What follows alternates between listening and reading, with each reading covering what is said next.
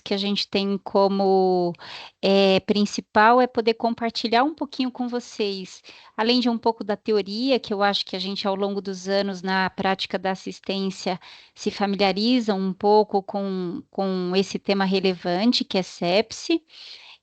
A gente então revisita um pouquinho de alguns conceitos, mas depois para a gente ter de uma forma bastante produtiva essa troca de experiências que a gente vai poder ter possibilidade de fazer.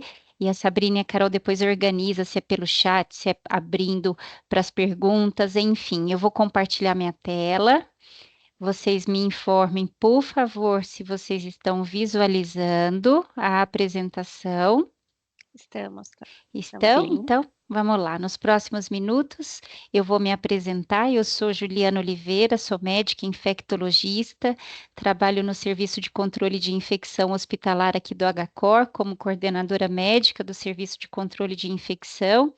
E eu vou tentar trazer um pouquinho, nesse mês importante, nesse momento importante que a gente tem de relembrar, de lembrar e sempre levantar a bandeira de pensar na sepse, um pouquinho da identificação, diagnóstico e tratamento antimicrobiano para que a gente possa depois ver o quanto a gente tem possibilidades de melhoria na prática.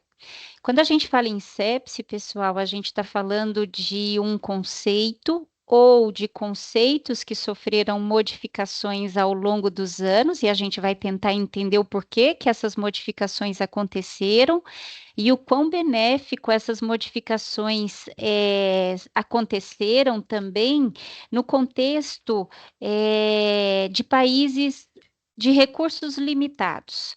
Então, desde 1990, 95 aproximadamente, a gente já tem trabalhos publicados na literatura que a sepse que a gente trata como uma doença, e aqui ainda trazia conceitos anteriores como sepse grave, já tinha um papel importante no comprometimento e acometendo diversas pessoas num número considerável por ano, por exemplo, nos Estados Unidos, mais de 750 mil casos.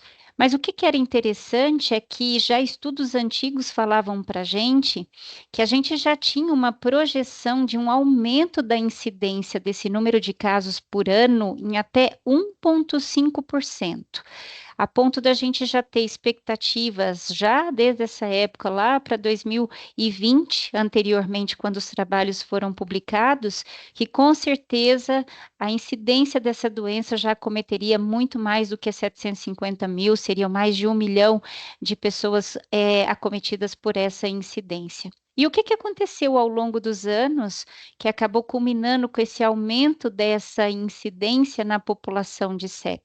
Pela sepse, né? Sem sombra de dúvidas, que é o aumento da expectativa de vida, a possibilidade que a gente tem hoje de tratativas de doenças crônicas que levam à imunossupressão e outras que não levam à imunossupressão, mas as doenças crônicas que trazem alteração no nosso sistema imunológico, fazendo com que a gente tivesse uma possibilidade de acometimento dessa população mais idosa, com mais comorbidades, mais submetida a tratamentos que alteram o status imunológico das pessoas, e a gente acaba tendo essa incidência considerável que tem um impacto muito grande. Quando a gente compara a sepse com outras doenças, a gente vê o impacto que ela tem, por exemplo, quando a gente já vem lá atrás tentando entender esse número, que a sepse é uma doença que tem comprometimento, e aqui ainda um conceito que a gente não usa mais, mas é só para a gente entender um pouquinho isso na linha do tempo.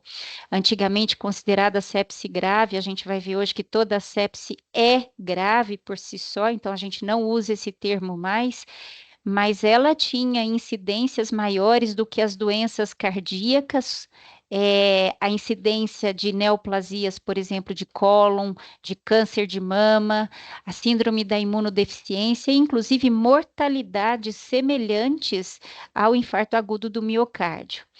Além do infarto agudo do miocárdio, a mortalidade que aproximava ou chama bastante atenção nos casos de sepse, a gente tem essa amplitude tão grande de mortalidade comparado com outras doenças já consideradas e faladas, por exemplo, as neoplasias de mama. Então, já de tempos a gente tem a preocupação da importância do reconhecimento dessa doença para que a gente implemente medidas que tenham capacidade de mudar prognóstico, principalmente essa mortalidade que a gente vê que já há tempos chama a atenção. E a sepse, ela é uma doença causada por um agressor.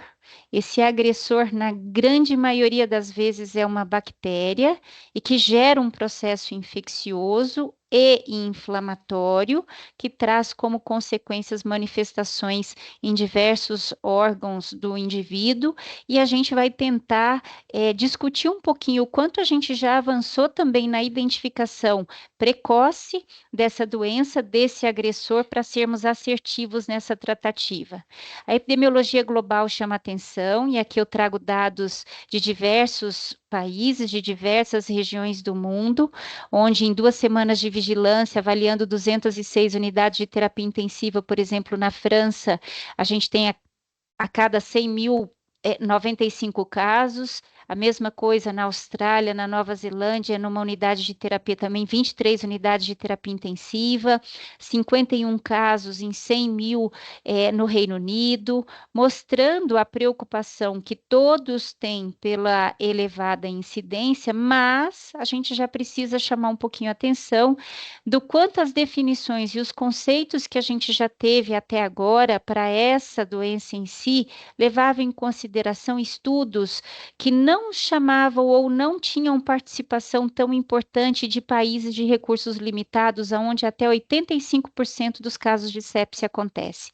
Então, se a gente pegar um estudo alemão, por exemplo, que tem um impacto importante em mostrar para a gente como a incidência dessa doença é preocupante e principalmente a mortalidade por ela, a gente chega a ver mortalidades para sepse de até 26% em estudos anteriores, onde a gente tinha até o conceito ainda de sepse grave, mas isso refletindo muito realidades de países que não são de recursos limitados, como a gente acaba de falar, onde países com recursos limitados têm até 85% dos casos classificados de sepse.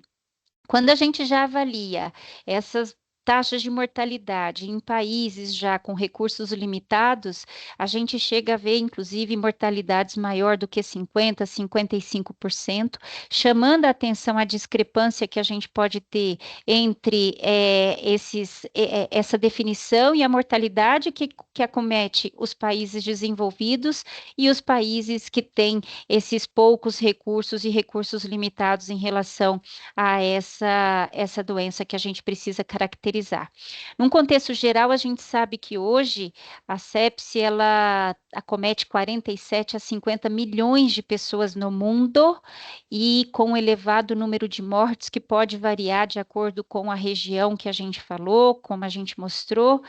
E se a gente for avaliar dados do Brasil em estudos publicados até recentemente, avaliando 230 unidades de terapia intensiva, se a gente tirar uma fotografia dessas unidades de terapia intensiva, 30% dos leitos estão ocupados por pacientes com sepse ou choque séptico e a mortalidade com essa fotografia em leitos do país de até 55%. Porém, a sepse não é uma doença e de apresentação somente de unidade de terapia intensiva. Então, a gente precisa ampliar um pouquinho dessa fotografia e desse cenário, tentando entender que a gente vai encontrar, sem sombra de dúvidas, mortalidades diferenciadas. E na tentativa da gente reduzir uma letalidade e os desfechos desfavoráveis de uma forma considerável em algo que tem impacto em tantas pessoas no mundo, a discussão se faz da sistematização do atendimento para que a gente tenha melhorias na evolução desses casos e não ter um impacto tão desfavorável como a gente tem visto. E a primeira coisa que a gente precisa para um atendimento sistematizado efetivo é um conceito, é uma definição importante dessa doença para que a gente consiga consiga, sim, englobar um maior número de pessoas que se apresentam em unidades de atendimento e recebam o tratamento adequado e sistematizado, como a gente falou. E se a gente for pegar a linha do tempo nessas histórias de definições, a gente já passou por algumas definições um pouco diferenciadas, justamente por conta dessa figura que eu mostro para vocês. A sepse em si, ela representa uma proporção dentro de um contexto de infecção, ou seja, nem todos os casos evoluem para um caso de sepse caracterizado, assim como CIRS, inflamação sistêmica, tem outras causas que não relacionadas a processos infecciosos causados por agentes bacterianos. Então, a gente tem traumas, a gente tem queimaduras, a gente tem pancreatite, que é inflamação, gerando manifestações clínicas que podem se confundir e não necessariamente representar um quadro de manifestação sistêmica promovido por um agente, por um micro-organismo, na grande maioria das vezes bacterianos, como a gente viu. E o que aconteceu ao longo do tempo foi a tentativa da definição de uma forma mais específica, levando em consideração diversos estudos publicados no mundo, e em 2016 a gente passa a ter novas definições e a gente começa então a não ter mais aquele conceito de sepse grave, inclusive, mas sim sepse como uma definição de uma disfunção orgânica ameaçadora à vida. Então, vocês já entendem que sepse já é grave por si só, causada por uma desregulação, por uma resposta desencadeada no hospedeiro por um agente agressor, que na grande maioria das vezes é uma bactéria, é um micro-organismo considerado uma infecção, que gera uma infecção bacteriana. E a disfunção orgânica, que a gente também discute muito dentro desse cenário, nada mais é do que uma tratativa para a gente tentar identificar dentro do conceito da sepse aqueles que poderiam ter desfechos ainda mais desfavoráveis. E na tentativa de se pontuar, de se identificar critérios para a gente avaliar fatores de risco para essa evolução desfavorável, alguns scores foram definidos, por exemplo, SOFA, caracterizando complicações de diversos sistemas do corpo em decorrência da infecção. E o SOFA nada mais foi do que um score sugerido que, quando atingido uma pontuação de 2, era capaz de definir ou traduzir uma proporção de 10% de mortalidade em pacientes gerais com infecção que apresentavam esse score positivo. Então, a sepse ela ficava definida como a presença de uma infecção, mais a presença de comprometimentos de sistemas específicos que são caracterizados por um score, que é o SOFA, com mais de 2 pontos. E aí a gente já tem uma certa preocupação, por quê? Porque esses estudos que validaram, na grande maioria das vezes, esses trabalhos para caracterizar, inclusive, esse desfecho de 10% de comprometimento e de mortalidade em quem tinha score com SOFA maior do que 2, estavam muito relacionados aos estudos de países que não passam por recursos limitados, principalmente recursos financeiros, estilo de vida, saneamento e tudo mais. Então, a gente passa a ter aquela definição, e o choque séptico por definição também, a partir de 2016, é aquela apresentação de processos infecciosos com hipotensão persistente, necessidade de utilização de drogas vasopressoras, além de reposição volêmica, e caracterização de um marcador de hipofluxo tecidual, porque a gente vai ver que a fisiopatologia da sepse, ao final, leva a uma disfunção ou uma hipooxigenação tecidual que leva a danos e diversas outras manifestações clínicas. E quem se apresentava em um contexto clínico caracterizado por hipotensão e lactato alterado, já tinha uma mortalidade maior do que 40% só da apresentação exatamente dessa forma, e a tentativa dessa definição classificação e desses scores nada mais era para caracterizar esses pacientes onde a gente poderia já avaliar um risco extremamente desfavorável. E quando a gente fala em um desses critérios, por exemplo, o SOFA chamava já a atenção, por quê? Porque o SOFA ele traz para a gente a preocupação de um score que é muito utilizado na unidade de terapia intensiva e não muito utilizado por outros setores e de muito domínio de outros setores, e daí uma grande crítica também à utilização desse score, sabendo que a sepse não é uma doença que tem manifestação e se apresenta somente em unidades de terapia intensiva. Mas a gente sabia que os indivíduos que pontuavam até 2 evoluíam nesse score de 2, mostrando comprometimentos com avaliação de 6 sistemas em específico, hepático, renal, neurológico, coagulação, cardiovascular e pulmonar, eles poderiam ser caracterizados, como a gente falou, em pacientes com sepse. E aí a gente traz uma preocupação específica, porque a gente sabe da dificuldade da caracterização e do domínio desses critérios por outros que não os profissionais de unidade de terapia intensiva, e outros marcadores, outros scores começaram a ser recomendados, inclusive para ter uma maior abrangência em países de recursos limitados, por exemplo, onde marcadores mais sensíveis poderiam ser utilizados que não o SOFA, para a gente poder abranger uma maior parte da população.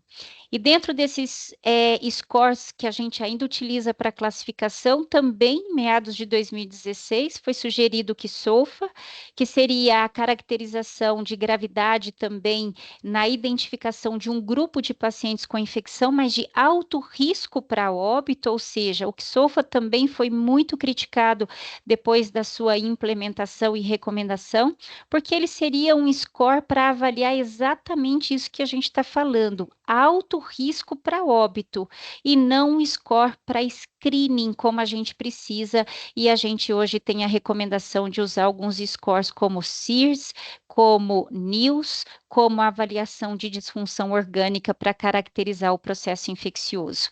Então, diante dessas definições, a gente acaba chegando em contextualizações de classificações como sepse e choque séptico, onde a gente já sabe que a sepse por si só é grave, já com marcadores de disfunção de órgãos causada por essa resposta desregulada do hospedeiro frente a uma infecção, e a gente vai sim avaliar dentro desses critérios de scores também a identificação, inclusive, de riscos mais desfavoráveis.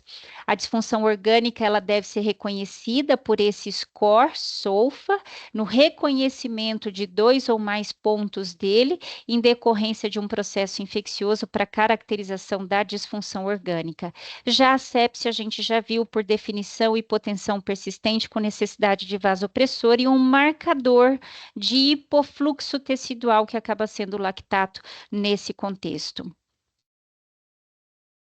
A sepse tem uma fisiopatologia que é desafiadora. A gente sabe que a gente tem, por exemplo, desregulação da resposta inflamatória causada por citocinas específicas que geram depressão miocárdica, alteração de dilatação, vasodilatação, principalmente uma inflamação endotelial com alteração da permeabilidade endotelial, gera também apoptose, hipoxemia, gera edema intersticial, redução de densidade capilar com alterações de microcirculação, e o que a gente vai ver, na verdade, é um desbalanço entre a oferta e consumo de oxigênio lá no tecido, lá onde a gente vai conseguir, a partir, por exemplo, das dosagens e de verificação de lactato, ver exatamente essa alteração do metabolismo celular em contexto de baixa oferta de oxigênio gerada por toda essa desregulação que a sepse causa.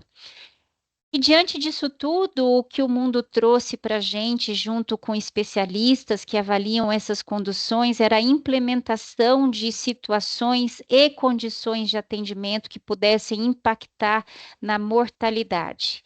E aí a gente tem campanhas que são desenvolvidas, que promovem uma orientação de um protocolo para atendimento, para redução de mortalidade, melhora dos desfechos e que garante financiamento adequado na assistência sistematização desse atendimento. E a gente teve uma primeira publicação, depois com uma publicação em 2021 em relação a esse pacote de medidas que a partir do reconhecimento da sepse a gente poderia sim implementar, e a gente tem a sistematização baseada hoje em alguns pilares, que é o de prevenção, e aí a gente pode tratar desde vacinação da população, a controle de doenças como diabetes, doenças coronarianas, para a gente ter impactos, sem sombra de dúvida, na incidência de sepse, mas a gente vai tratar do reconhecimento precoce e do tratamento correto nessa discussão de hoje. Mas a gente sabe que o pilar hoje também, além da prevenção, se faz em reabilitação e acompanhamento pós-alta. Tem um estudo muito interessante de 2018 que avalia os pacientes depois de um evento de sepse com necessidade de internação e após a alta, o quanto essas pessoas voltam ao status basal pré-sepsis, mas o quanto a gente tem indivíduos que permanecem com alterações e com deteriorações futuras depois desse episódio, mostrando sim a preocupação e a necessidade do acompanhamento desses indivíduos pós-alta. Para a gente trazer essa sistematização do atendimento, portanto, a gente sabe que diversos guias e orientações recomendam documentos institucionais para que a gente possa trazer uma orientação para todos os profissionais que estão lidando com o atendimento dos casos de sepse, e isso a gente vai começar a ter agora individualizações, mas de forma geral, todos os protocolos que são criados, e aqui eu trouxe um exemplo de um protocolo que é gerenciado e monitorado por equipe de práticas assistenciais, inclusive, porque o objetivo a gente já sabe que traz benefícios quando a gente implementa esses protocolos em redução de mortalidade, em redução de tempo de internação hospitalar, em redução nos custos do tratamento, em retorno precoce do paciente às suas atividades habituais, e acaba sendo um diferencial na qualidade do atendimento. Então, ter documentos que trazem essas definições, que implementam os critérios e que guiam o atendimento dos nossos profissionais para reconhecimento precoce, já sem sombra de dúvida, traz toda esses ganhos que a gente tem. E na prática, como a gente faz isso? A gente falou que existem scores que a gente pode utilizar para sinalização precoce de pacientes que já estejam com classificação ou dentro da classificação de sepse, que seria o reconhecimento de alguns sinais e sintomas e manifestação, por exemplo, CIRS, a resposta inflamatória apresentada pelo paciente no momento de um atendimento, como temperatura axilar maior que 38 ou 35, frequência cardíaca maior que 100, frequência respiratória maior que 20, leucócitos.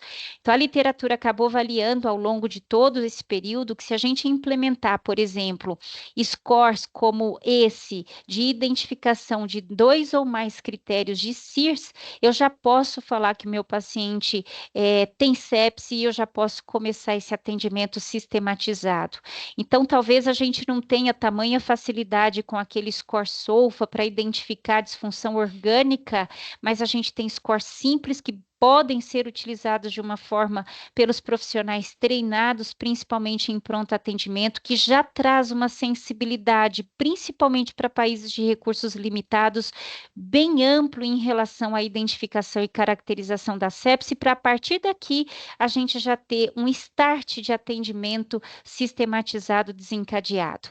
Então, hoje a literatura fala para a gente que a gente pode sim iniciar um atendimento com caracterização de sepse com 2 ou mais desses critérios de CIRS, com 1 ou mais os critérios de disfunção orgânica, que seria alteração do nível de consciência, pressão arterial menor do que 90, saturação de oxigênio menor do que 93, débito urinário reduzido, creatinina e bilirrubina alteradas ou em piora nas últimas 24 horas, o lactato acima de 100, plaquetas acima de 2 vezes o limite superior, plaquetas abaixo de 100 e coagulopatia.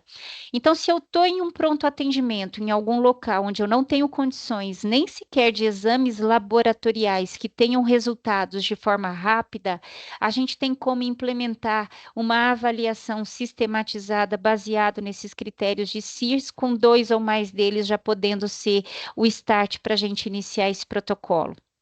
E a gente tem também hoje outras escalas de precoce, que a gente fala de alerta, que mostram uma situação clínica que a gente já precisa intervir no atendimento de um paciente, principalmente para a gente melhorar e tentar evitar desfechos desfavoráveis. E a gente está falando, por exemplo, de escala de NILS, do score de NILS, que também leva em consideração a pontuação numa escala de 3 a 0, podendo ser somatórias, e para a gente, com literatura mostrando que uma somatória maior do que 6, avaliando alguns parâmetros, já seria passível de configuração de um diagnóstico de sepse com o início de medidas de intervenção. Avaliando frequência respiratória, seja ela reduzida ou alterada para taquipneia, saturação de oxigênio, reduzida menor do que 91 já ganha 3 pontos, mas abaixo de 96 o paciente já pontuaria. A necessidade de oxigênio suplementar, a presença de febre ou hipotermia menor do que 35 na caracterização e a gravidade também diferenciada em temperaturas mais elevadas. Um paciente com 38 graus e meio pontua 1 nessa escala, sendo que um paciente com 39 graus já pontuaria 2, avaliação da pressão arterial, a frequência cardíaca menor do que 40 e também os extremos maior do que 90 já pontuando, e o nível de consciência alerta ou sonolento, trazendo pontuação para a gente de um score de 3 também na sonolência. A gente precisa ter um pouquinho de atenção quando a gente vai implementar essa sistematização de atendimento com essas ferramentas que a gente pode utilizar para a identificação desses critérios. Hoje, a gente sabe que existe uma facilidade maior de pronto-socorro e serviços de triagem da implantação de critérios através do CIRS, com 2 ou mais critérios já abrindo o protocolo sepse. E nas unidades de internação NILS, pela maior possibilidade de avaliação e caracterização do estado clínico do nosso paciente, e já em unidades críticas, terapias intensivas, a possibilidade de uma avaliação à beira do leito de disfunção orgânica muito mais precoce, de uma forma muito mais ágil. Os 3 são alternativas, e um serviço de atendimento pode se basear na implementação de qualquer um desses protocolos que a gente está falando, desses scores, dessas escalas, para que a gente identifique de forma precoce os pacientes com sepse e, a partir de então, desencadeie esse tratamento sistematizado. Então, os critérios de CIR, eles são muito utilizados no pronto-socorro e a gente precisa ter um pouquinho de atenção, que toda vez que eu tenho CIRS pontuado, mais de 2 daqueles critérios pontuados, eu abro o protocolo sepse. Mas eu também tenho que entender que nem toda vez que eu não tenho esse protocolo, esses critérios identificados, eu também excluo sepse. Então, é aquilo que a gente falou, a gente está tentando trazer critérios que mais facilmente nos dê a possibilidade de uma maior abrangência de um número maior de pacientes para essa condição.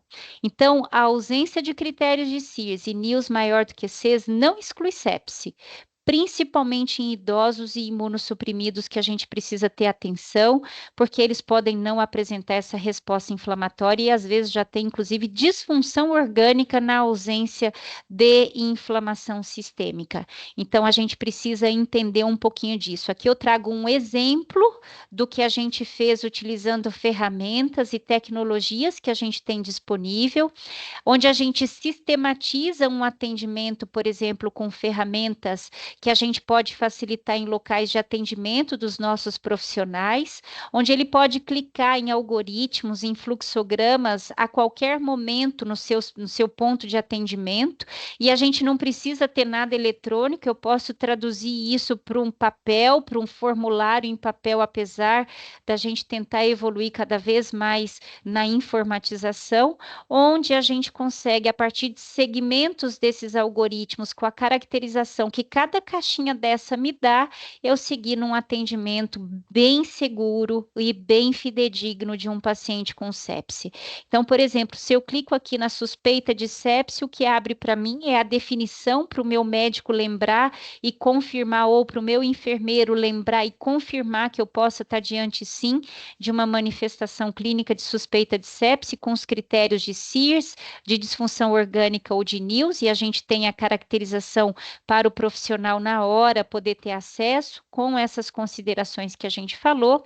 E o que a gente sabe é que a partir do momento que a gente identifica um paciente com esse diagnóstico, a gente já tem na literatura a discussão de pacotes que devem ser implementados no atendimento desses pacientes. E o mais importante que a gente entenda é que a partir do momento que a gente aciona uma escala e que leva a um atendimento de sepse, o que a gente tem que entender é que esse pacote deve ser implementado de uma forma urgente. A partir de então, a gente começa a ter tempo cronometrado a partir da identificação na porta, na triagem de um paciente com SIRS, para que ele receba esse pacote, esse conjunto de medidas que vão trazer desfechos desfavoráveis. E esse conjunto de medidas nada mais é do que a gente possibilitar para o paciente uma coleta de exames, se eu estiver em uma unidade onde eu possa coletar exames, e o lactato é aquele marcador que mostra que o tecido, que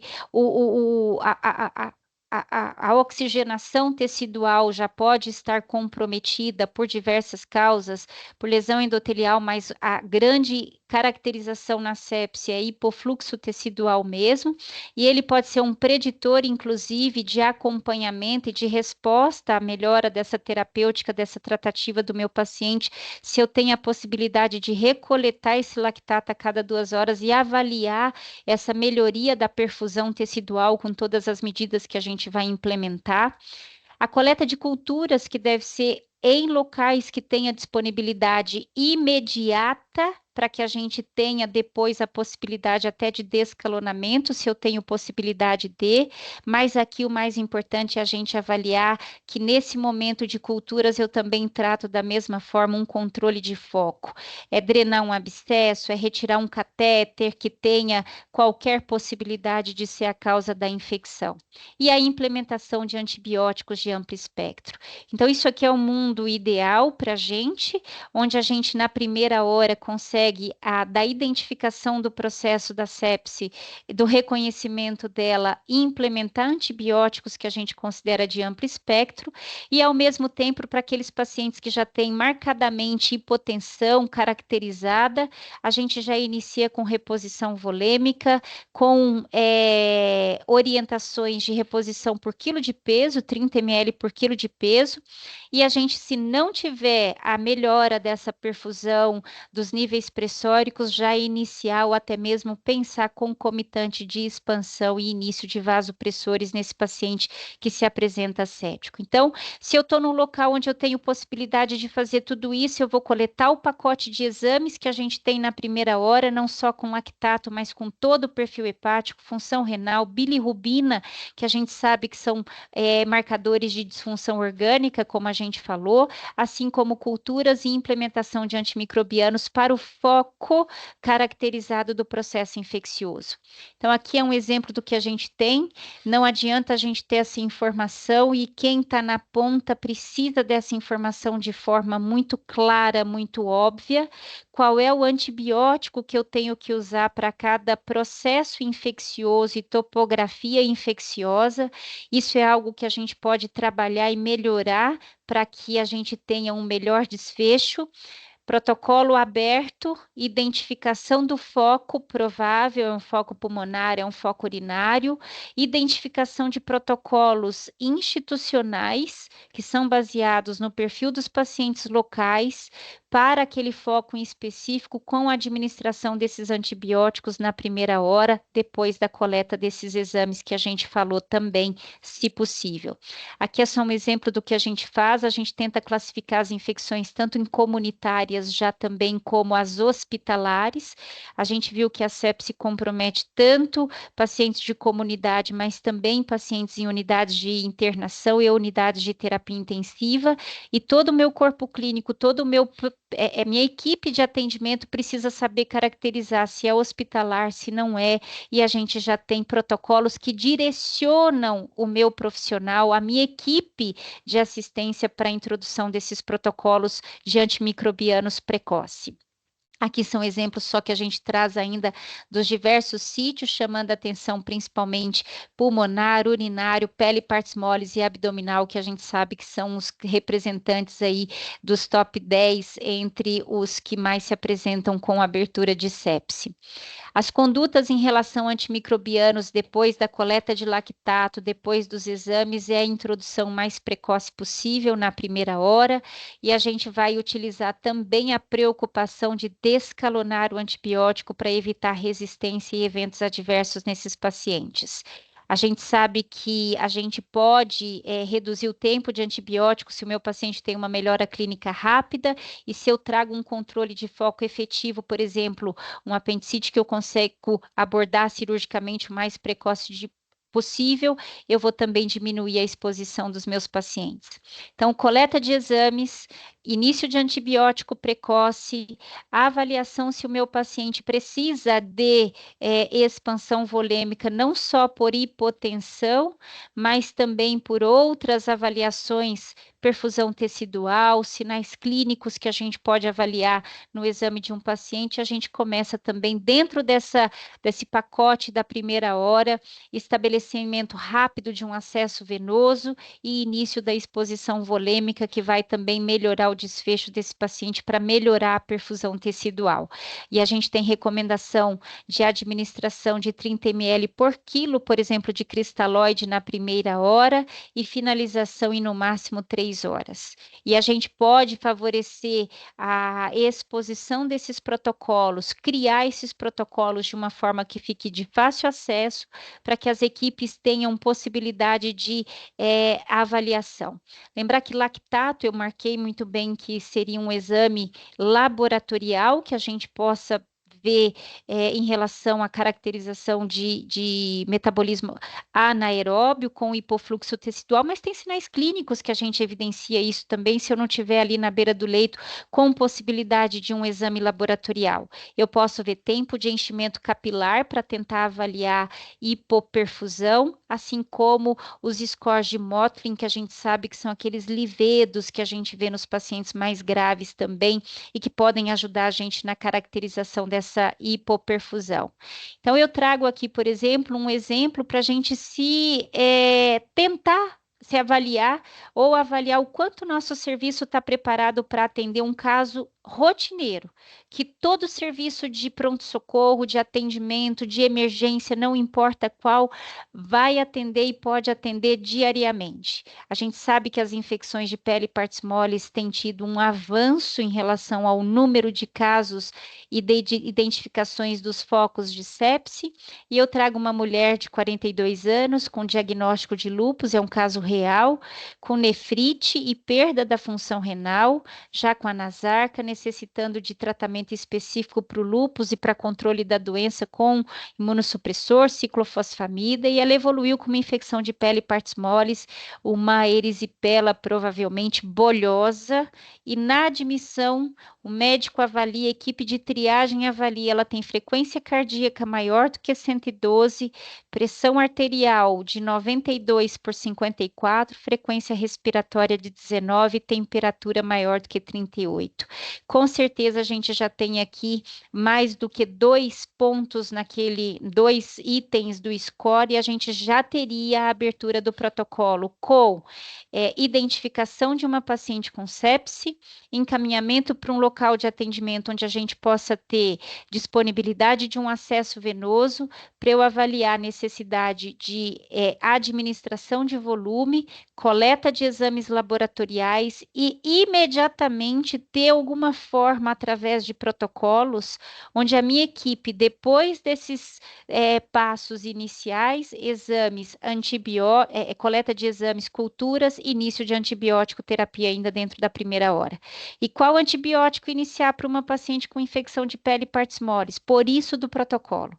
Os protocolos são tomadas de decisão que ajudam os médicos, os profissionais profissionais que estão ali, os enfermeiros na assistência, a definir o critério que o paciente tem de qual a topografia da infecção e a escolha diante de várias opções terapêuticas que a gente pode ter disponível hoje.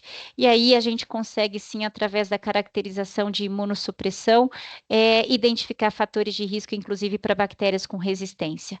A gente vai ter depois exames laboratoriais, que já demoram um pouco nos seus resultados, nem sempre eu tenho na primeira hora, mas a gente viu que só com a clínica, com o exame físico, com a caracterização dos processos, dos sintomas e de parâmetros básicos que a gente tem no setor de triagem, a gente já conseguiria iniciar qualquer tipo de atendimento com protocolos específicos e depois a gente teria, sim, a caracterização dos exames que vão corroborar e até avaliar, inclusive, disfunção orgânica no nosso paciente, e o lactato aqui como um marcador também daquele hipofluxo. Muito se discute de outras provas inflamatórias que não proteína C reativa, a procalcitonina, e a gente pode se deparar na situação, eu não tenho esse biomarcador, eu não tenho isso para eu pedir, mas isso não interfere em nada na nossa tomada de decisão, como a gente viu num paciente que se apresenta com aquela manifestação clínica, com aqueles sinais e sintomas caracterizados, com os critérios de Sears mais de 2 pontuados para a gente fazer toda a tratativa que vai trazer como desfecho depois a redução de mortalidade dessa paciente. O lactato, ele é recomendado sim para a gente e por todas essas publicações que a gente tem como um marcador para evoluir, para avaliação inclusive de desfecho. Então, existe uma relação do lactato que mostra essa hipoperfusão tecidual e mortalidade, vários trabalhos definem isso, e por isso é que ele faz parte do pacote da primeira hora da nossa sistematização de atendimento e definição do protocolo do sepsis 3 também. Então, quando a gente traz, eu vou traduzir o que está lá no documento oficial que está aqui, a gente tem as recomendações de implementação de administração de antibióticos na primeira hora, é o item 12, e para aqueles que eu tenho dúvida da sepse, que eu só abri o protocolo depois de um determinado período ou que gerou dúvida, eu tenho até 3 horas para a administração do antibiótico a partir do reconhecimento do processo inflamatório. Então, pela clínica que a gente viu da nossa paciente, eu já não teria nem a preocupação, eu já teria sim a abertura do nosso protocolo e a gente não precisa se preocupar, talvez, na identificação, caso eu não tenha disponível de exames laboratoriais e principalmente de biomarcadores.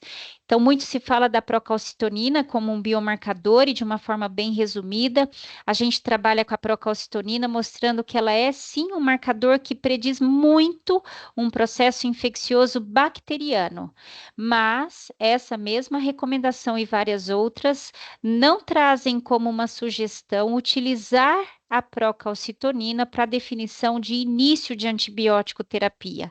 Aquela avaliação daquela paciente inicial que a gente fez é para a gente o marcador do início de todo o protocolo e de todo o processo.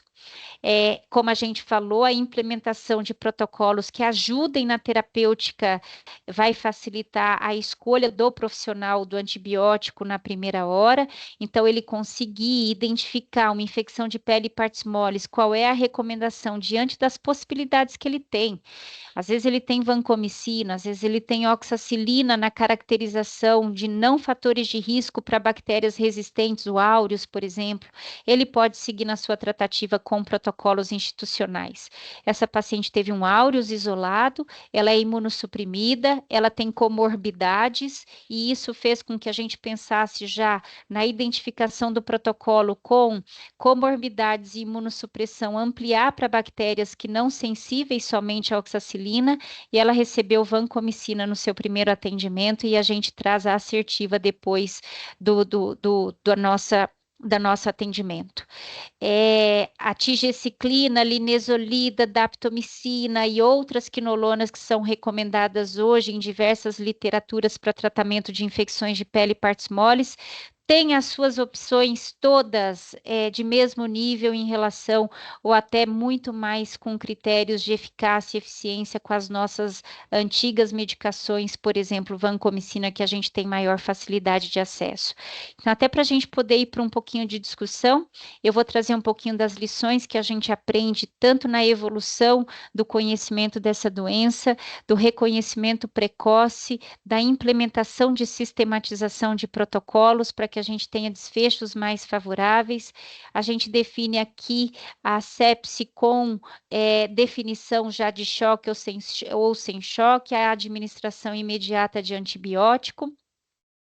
E se eu não tenho, por exemplo, a sepse definida imediatamente e eu vou esperar algum exame, eu vou fazer alguma outra avaliação laboratorial para confirmar aquele diagnóstico, se ele não fechou aqueles critérios inicialmente na triagem, eu tenho até 3 horas para a gente fazer essa administração que tem impacto de mortalidade. A escolha do antibiótico depende de características do foco, claro, e de características da nossa população, pele e partes moles, cada vez mais essa preocupação de áureos com resistência à oxacilina na nossa comunidade, a avaliação de internação prévia do uso de antimicrobianos para definição de possibilidades de agentes multiresistentes a depender do foco, um foco urinário, por exemplo, onde o gram-negativo tem uma probabilidade grande de ser identificado, e se a gente tem sugestões ou fatores de risco associados de exposição da população ou do paciente para multiresistência, até a recomendação de 2 drogas para a gente ser mais assertivo na sepse, terapia antifúngica específica para aqueles pacientes que têm quadros abdominais graves, com perfuração intestinal, com a utilização prévia de antimicrobianos, com nutrição parenteral, e sem recomendação para terapia antiviral nos casos de sepse, como a gente tem visto pela grande maioria das vezes causadas por bactérias. Os antibióticos são recomendados em bolos na primeira dose. Então, esse é aquele que a gente vai ter o nosso paciente ali no pronto-socorro. O bolos é a administração em até 30 minutos, ou até, dependendo de protocolos, um pouco antes, a finalização da administração, mas eu não me preocupo com a primeira dose do antibiótico em infusão estendida.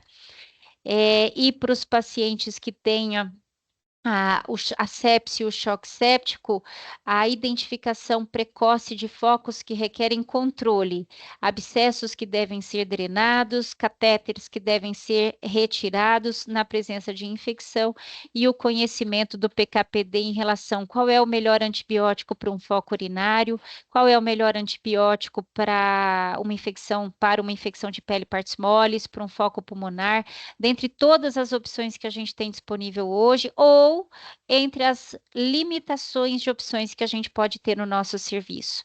E a gente recomenda a remoção imediata dos dispositivos. Então, concluindo, para a gente poder discutir um pouquinho, a sepse ela requer um reconhecimento precoce, e a gente já viu que a gente pode ter esse reconhecimento a partir da triagem, desde que a gente treine e promova a educação continuada desses critérios para os serviços na própria triagem implementar.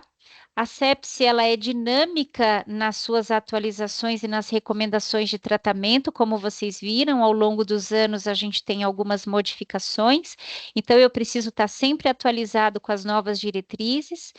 A sepse de foco cutâneo chama um pouquinho a atenção do quanto a gente tem visto ela se apresentar nos nossos serviços de atendimento, fora o foco urinário, abdominal e pneumonia, e aí a gente traz os protocolos para esses focos, principalmente gerenciando antimicrobianos.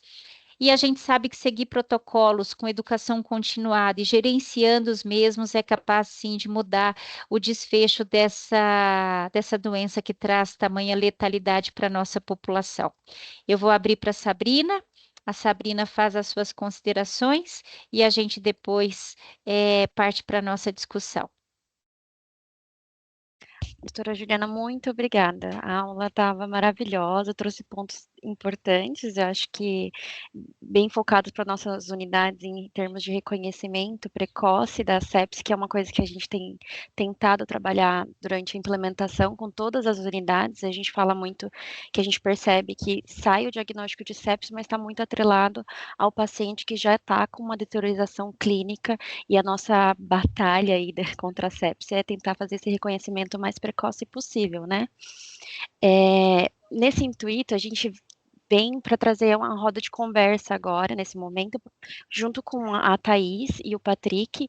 A Thaís é enfermeira especialista de práticas assistenciais do protocolo de sepse aqui do HCOR. O Patrick, ele é enfermeiro do PS, então são pessoas que têm uma vivência com os protocolos, e a doutora Juliana, claro, que vai estar aqui conosco também. E a ideia seria que vocês começassem a trazer perguntas, trouxessem as dúvidas de vocês. De qualquer forma, a gente trouxe as palavras, no dia 13 de setembro, nós fizemos uma atividade com vocês, com algumas palavras, nas nuvens de palavras que vocês mesmos enviaram, né?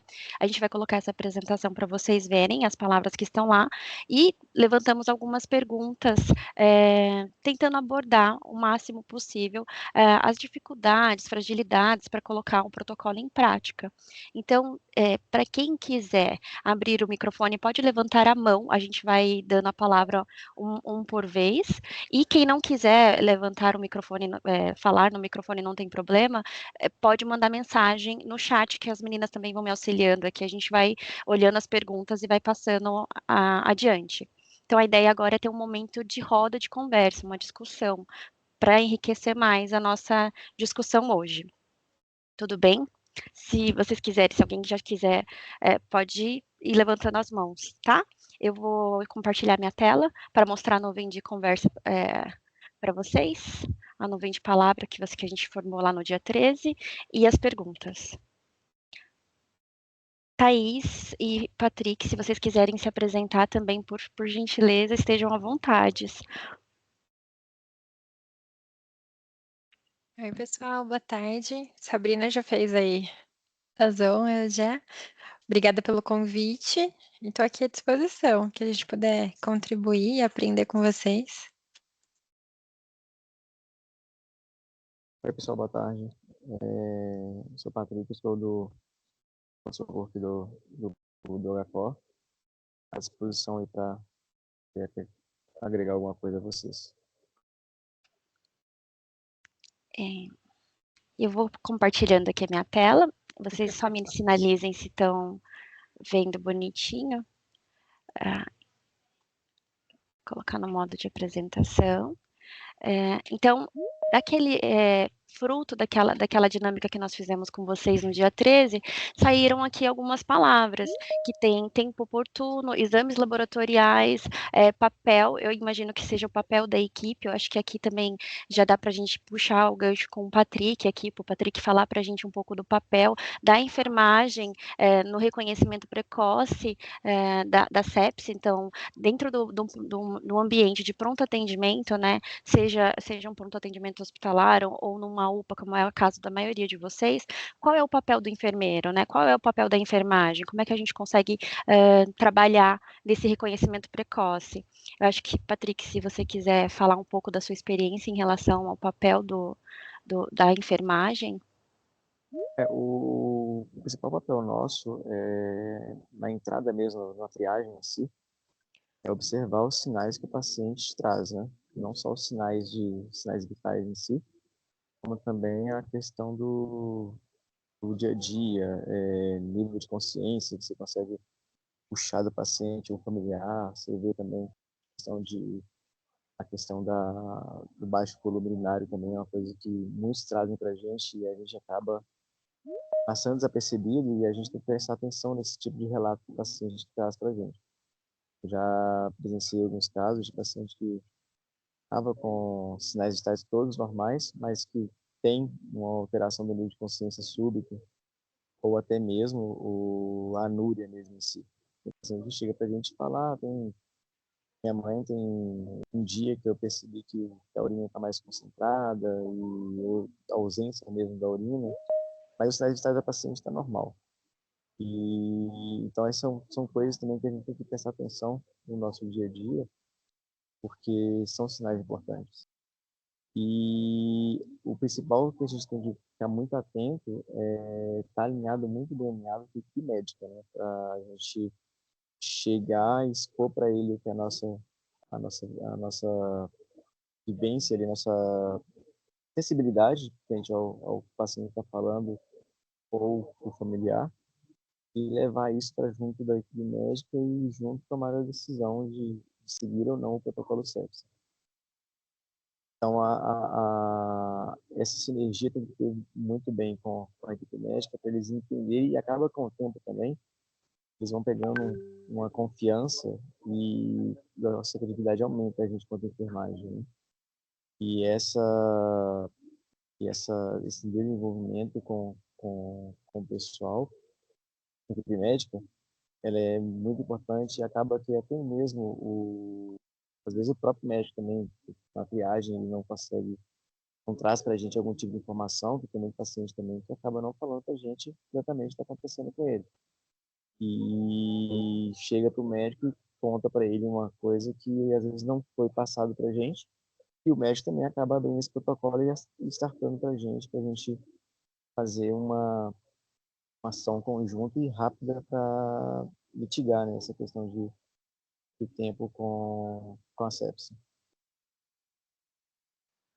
Obrigada, Patrick. Eu acho que aqui também, aproveitando o jogo de palavras que está aqui, tem a abertura do protocolo. Thaís, será que você podia falar para a gente dos desafios da abertura do protocolo, até em relação aos desafios que a gente tem mesmo aqui no HCOR, porque às vezes a gente acha que por ter o protocolo muito bem desenhado, não há desafios, mas a gente sabe que eles continuam existindo e que é um processo contínuo. A gente trabalha muito com as unidades falando sobre melhoria contínua, então a gente sabe que mesmo tendo o protocolo implementado, nós vamos ter dificuldades. É exatamente isso. O processo é sempre uma melhoria contínua, né? E a gente tem que sempre lembrar a importância desses times aí. O Patrick é uma referência nossa do protocolo de sepsis no pronto-socorro, por exemplo. E aí é muito disso, né? Que a gente consiga trazer esse time para perto e fazer deles um time forte nas pontas, nas unidades, né? E as fragilidades, cada vez mais elas vão aparecendo, né? E quanto mais a gente vai passando o tempo e tendo uma certa maturidade no protocolo, a gente acaba percebendo grandes oportunidades, né? Eu acho que num passado não tão distante aqui no HCOR, a gente tinha um cenário muito diferente do que a gente tem hoje.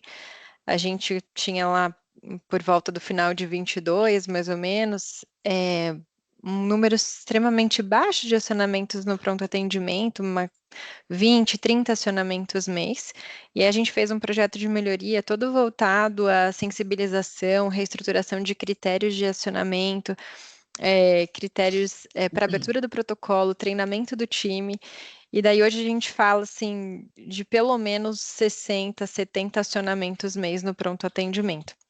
Isso a gente está falando que então a gente tem uma sensibilidade bem importante. Mas aí, enquanto a gente observa isso, né, que a gente acaba tendo um time mais sensível, resultados melhores, melhores desfechos, a gente percebe às vezes o quanto a gente não tem oportunidade, por exemplo, na terapia intensiva, e talvez a gente não estivesse olhando num passado.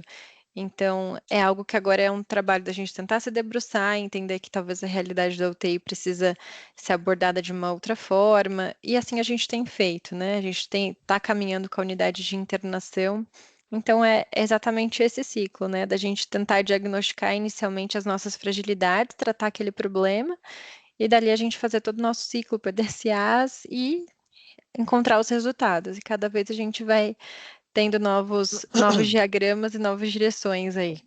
Mas é isso.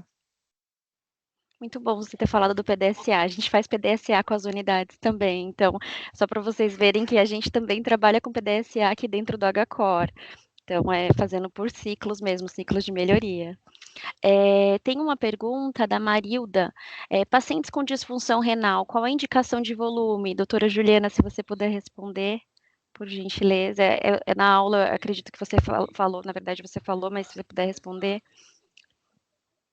É uma pergunta boa. A gente vai acompanhando, inclusive, se a gente puder, por exemplo, com melhoria de lactato, também a resposta, e acompanhando na beira do leite, esses 30 ml por quilo, a gente sabe que a gente pode fazer, talvez, num volume um pouco mais rápido, um pouco mais lento, para a gente acompanhando sabidamente se esse volume vai estar prejudicando ou não o paciente. Mas, de uma regra geral, 30 ml por quilo, a gente vai fazendo a administração e acompanhando esse paciente em alguma a unidade que a gente possa ter a visualização dele ou o acompanhamento, inclusive, de sinais que a gente está promovendo, congestão e outras, mas basicamente para a grande maioria dos pacientes é esse, sem inclusive restrição, e a gente pode acompanhar por lactato, e talvez esses são os pacientes que a gente vai utilizar de volume e vasopressor ao mesmo tempo. Aí é muito uma caracterização do médico na sua abordagem, sabendo que a gente tem limitações de volumes para determinadas populações. A gente dividiu aqui por tópico algumas perguntas, mas vocês podem ficar à vontade para ir mandando no chat ou levantar a mão caso queiram falar. Acho que tem alguém com a mão levantada, eu estou com a tela compartilhada. Pierre, se você quiser falar, pode ficar à vontade. Então, meninas, eu queria saber se tem algum indicador de qualidade para esse protocolo de sepsis, né? A gente aqui na Zona Sul fez alguns instrutivos para esse protocolo, mas baseado no protocolo interno nosso, né? Não sei se vocês têm algum próprio do HCO que façam um guia para a gente. Aqui a gente tem estruturado, né? Acho que, se eu não me engano, são 12 indicadores que a gente acaba acompanhando.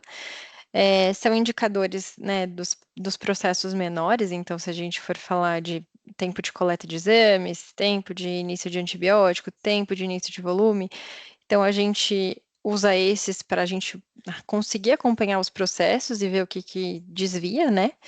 Mas o nosso indicador estratégico na instituição é o bundle, e daí a gente tem um filtro para esses casos, né? Como a gente faz um benchmarking com a ANAP, o benchmarking trazido pelo observatório, ele é vinculado à infecção comunitária e pacientes que têm reclassificação de sepse com diagnóstico de sepse e choque séptico. Então, a gente acaba avaliando o bundle nesse cenário, infecções comunitárias para pacientes com reclassificação em sepse e choque séptico.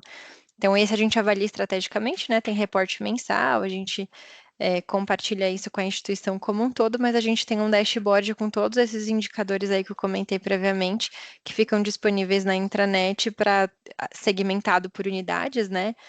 Seja unidade de internação, pronto atendimento, terapia intensiva, e daí cada unidade consegue visualizar como é que é o desempenho naquele intervalo de tempo.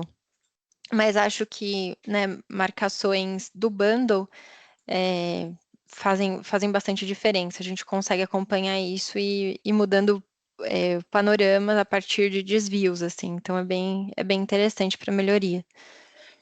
Entendi. E minha outra pergunta era quanto à coleta das duas hemoculturas. A gente hoje passa por uma falta no mercado daqueles frascos BD. Se vocês estão coletando as duas hemoculturas mesmo assim, se estão coletando só uma, como estão fazendo? Posso responder, Sabrina, Thaís? Por Pierre, favor. essa escassez de insumos dos frascos de hemocultura ela é mundial, então nós também estamos com restrições. Desde o começo do mês passado, a gente já estabeleceu inclusive metas, porque senão a gente não conseguiria sequer finalizar o mês com frascos disponíveis para coleta. Então, o que a gente fez que teve um impacto grande, a gente tentou minimizar um pouco, até com estudos da literatura, ao invés de 2 pares de hemocultura, a gente passou a colher um par na sepse. Então, a gente colhe um aéreo e um anaero. Isso já estabelecido já desde o começo do mês, e isso trouxe uma redução aproximada de 40% do consumo do insumo, o que fez com que a gente tivesse uma autonomia um pouco maior para respirar um pouquinho e continuar oferecendo o exame para outras pessoas também que precisam. Tem as discussões da sensibilidade, a gente sabe o quanto isso pode trazer impacto, principalmente em endocardites e tudo mais, mas com uma segurança grande de que na grande maioria dos cenários que se apresentam com sepse, a gente pode sim ainda continuar pelo menos na identificação do patógeno a partir de um par de hemocultura aérea e anaero. Então, a gente manteve o aero, mantivemos o anaero também, que a gente sabe da facilidade de alguns agentes terem rendimento melhor nesse tipo de frasco, mas a gente não colhe mais 2 pares, a gente colhe um só. Neste momento, inclusive, é assim que o HCOR está se posicionando e atuando diante desse cenário de escassez. Tudo bem, gente. Obrigado, viu? E naqueles casos também de uma suspeita de endocardite franca, também a gente tem coletado também o sangue par.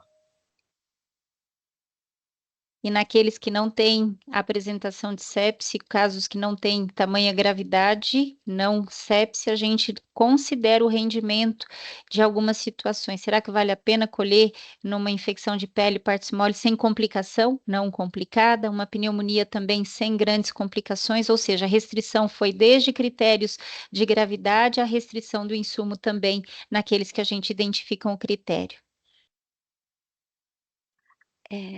Muito obrigada pelas Obrigado, respostas. gente.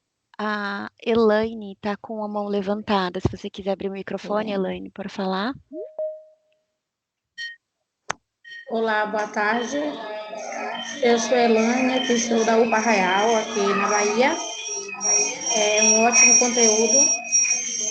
Mas a minha pergunta é o seguinte, nós trabalhamos em uma unidade de pronto atendimento, de emergência.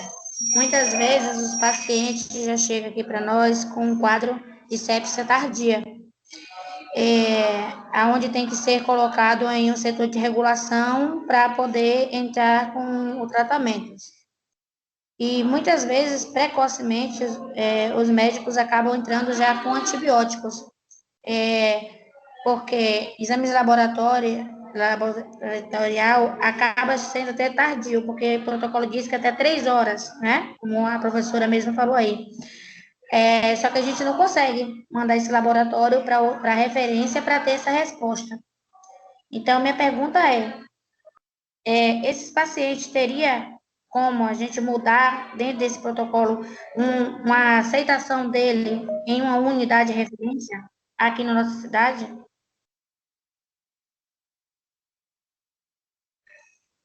Eu não conheço muito a dinâmica de vocês aí, mas eu entendo essa dificuldade que a gente passa por isso em todos os locais do mundo, né? Do Brasil, inclusive. Existem locais que a gente tem essa dificuldade de transferência a partir do momento que a gente identifica um critério de transferência específico. Mas eu acho que você trouxe uma coisa, Helene, que é importante que a gente só precisa frisar. Às vezes eu não tenho exame laboratorial, mas eu tenho outros critérios que eu posso utilizar na prática para startar pelo menos a avaliação para suspeita do foco e início de antibiótico para aquele foco em específico. Isso a gente consegue fazer com recursos que a gente tem nas nossas grandes maiorias das unidades. Agora, se a gente consegue mudar a estrutura, Camila, não sei se vai falar disso também, para um local imediatamente que a gente reconhece isso com a dinâmica de vocês, eu não tenho conhecimento específico, mas a administração e identificação de quem precisa de volume e início de antibiótico, mesmo se eu não tiver exame laboratorial, eu acho que talvez é uma das principais mensagens que a gente queria passar aqui hoje, que eu consigo, através de exames clínicos, exame físico, avaliação de marcador de temperatura, frequência cardíaca, nível de consciência, ter a suspeita do diagnóstico de sepse, mesmo que eu não confirme às vezes, e eu já posso startar todo aquele pacote de medidas inicial que tem desfecho, se não implementado de forma desfavorável. Eu acredito que a linha de raciocínio seja essa mesma. A gente trouxe no Dia Internacional da Sepse os dados da Survive Campaign, que eles falam de 80% dos pacientes que fazem diagnóstico de sepse vêm do ambiente pré-hospitalar, ou seja, o ambiente onde vocês estão. Então, o projeto também é pensado e desenhado muito para captar esses pacientes que a gente sabe que muitas vezes a primeira porta de entrada vai ser a UPA e o pronto atendimento. E a gente também sabe que o que vai impactar na mortalidade desses pacientes é a administração do antibiótico o mais precoce possível, né? Então, existem estudos que fazem até essa relação do tempo da administração do antibiótico com o desfecho do paciente. E a gente sabe que o desfecho é pior.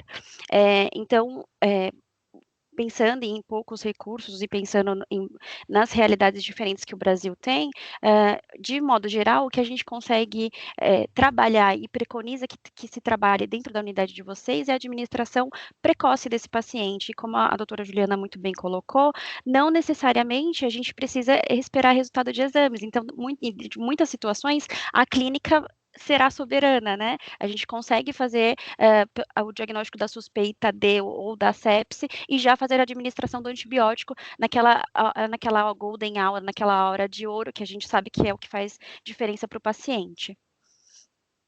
Tem perguntas no chat que eu vou A continuar doutora lendo Camila aqui. tá com a Ah, mão levantada, só. Pode. Fica à vontade, doutora Camila. Acho que o microfone está desligado. Tá mutado. Agora sim? Agora sim. O microfone não queria funcionar. Falando um pouquinho, né, no geral aí do Boas Práticas, a gente sempre gosta de trazer que as linhas de cuidado que foram, né, escolhidas, né, vamos dizer assim, e colocadas na implementação de Boas Práticas, do projeto Boas Práticas, são 3 linhas de cuidado de alta mortalidade, né? Então, a gente fala da síndrome coronariana aguda, sepse, como está sendo falado aqui, né, nessa apresentação, e AVC. A gente sabe que muitas vezes a gente não tem a estrutura que não só nós gostaríamos, né, mas o que é preconizado pelas diretrizes. Então, sempre a clínica vai ser soberana. Então, a gente fala nisso na síndrome coronariana aguda, a gente fala isso na sepse e a gente fala isso no AVC também. Até porque no AVC, o que a gente está, né, pensando aí como indicadores, que a gente está estimulando que as unidades avaliem, são realmente a clínica, né, a avaliação. E desconfiar da sepse, desconfiar do AVC, desconfiar da síndrome coronariana aguda, é o primeiro passo para esse paciente começar a ter o atendimento adequado, né? Só sinalizando também, pegando um pouquinho da pergunta anterior e reforçando agora, a gente tem aí os indicadores que a gente vai avaliar dentro do projeto Boas Práticas na unidade, trazendo para a realidade de cada uma das unidades. Então, avaliar a taxa de coleta, né? Reduzir a taxa de coleta em 20% na primeira hora de lactato, nas unidades que tiverem lactato, aumentar a taxa de coleta de hemocultura nas unidades que tiverem a hemocultura, aumentar a taxa de administração de antibiótico na primeira hora. Então, as UPAs, nesse caso, né, todas têm aí o antibiótico, e aumentar a taxa de reposição volêmica também na primeira hora, que são tudo isso na primeira hora, você desconfiar e iniciar o tratamento. O principal, né, também do projeto, que a gente sempre gosta de trazer, é fazer o que tem de melhor para esse paciente dentro do que a sua UPA disponibiliza. Então, ter o conhecimento dessas linhas de cuidado, pensar, né, na sepse é o primeiro passo, pensar no AVC, pensar na síndrome coronariana aguda é o primeiro passo. E uma vez desconfiando disso, né, você fazer o que tem de melhor dentro da unidade. Eu não coleto hemocultura na minha unidade, que a gente ouviu isso, né, no mapeamento e em várias unidades que a gente está visitando. Não tem hemocultura, ok, então os sinais clínicos, né, vão ser os mais importantes e não vai retardar o uso do antibiótico até chegar ao hospital, porque a gente não sabe quanto tempo vai levar para esse paciente chegar ao hospital para ter a coleta, a hemocultura coletada, a reposição volêmica feita. Então, realmente ter essa abordagem inicial do paciente, desconfiar, avaliar o que ele né, tem e usar tudo o que eu tenho dentro da minha unidade para esse paciente ter o melhor atendimento. Perfeito. E só para trazer um pouquinho, até aproveitando a Thaís e o Patrick, Sabrina, me perdoa se eu entrei no meio, tem uma pergunta aqui que eu achei tão interessante que eu acho que vale a pena a gente trazer para discussão. Eu acho que foi o pessoal de Presidente Prudente que escreveu, Wesley, falamos da importância da equipe identificar de forma precoce os sinais sugestivos de sepse, que é o que a Camila trouxe também. Aí ele traz uma pergunta que eu quero que a Thaís e o Patrick respondam até para mostrar a realidade da instituição, né? Porém, a abertura do protocolo sepse, ela é privativa só do profissional médico? Na verdade, é privativo do médico no sentido de seguir ou não o protocolo. Ou a gente, quanto enfermagem, tanto a equipe técnica, até mesmo o enfermeiro, o técnico também, está todo mundo envolvido nesse processo. A gente já aconteceu várias vezes, por exemplo, de técnico sinalizar para a gente alguma alteração e vamos pensar na realidade do pronto-socorro, né, gente? A gente tem que ser realista. O enfermeiro ele não consegue ver 100% daqueles pacientes que estão hospitalizados aos seus cuidados. Então, eu tenho que ter uma equipe técnica muito bem alinhada para te sinalizar quando tem algum tipo de alteração importante, né? Uma pressão, uma frequência cardíaca, febre, e aí esse técnico acaba se sinalizando, falando, ó, o paciente está com temperatura, ou ele está hipotenso, e ele sinaliza isso para a gente, e a gente vê, avalia esse doente, e vê e abre o sepse e comunica para o médico. Tipo, paciente X tem sinais de sepse, e aí, o que você vai querer fazer? Aí esse médico está lá avaliando esse paciente e ele segue ou não o protocolo. O papel nosso é startar a definição de quem vai seguir, a determinação de quem vai seguir ou não o protocolo é a equipe médica. Aí vem a importância de treinar a equipe, né? De trazer a equipe junto, fazer orientação geral, educação continuada da equipe para eles conseguirem identificar, né? E alertar. Exatamente, é o que você falou, a gente não tem o profissional de enfermagem e o médico para todos os pacientes a todo momento. Pode ser que o paciente deu uma degringolada durante ele entrou de um jeito e daqui a pouco ele já está de outro. Então, é importante realmente qualificar, orientar, treinar a equipe para essa sinalização. Muito interessante.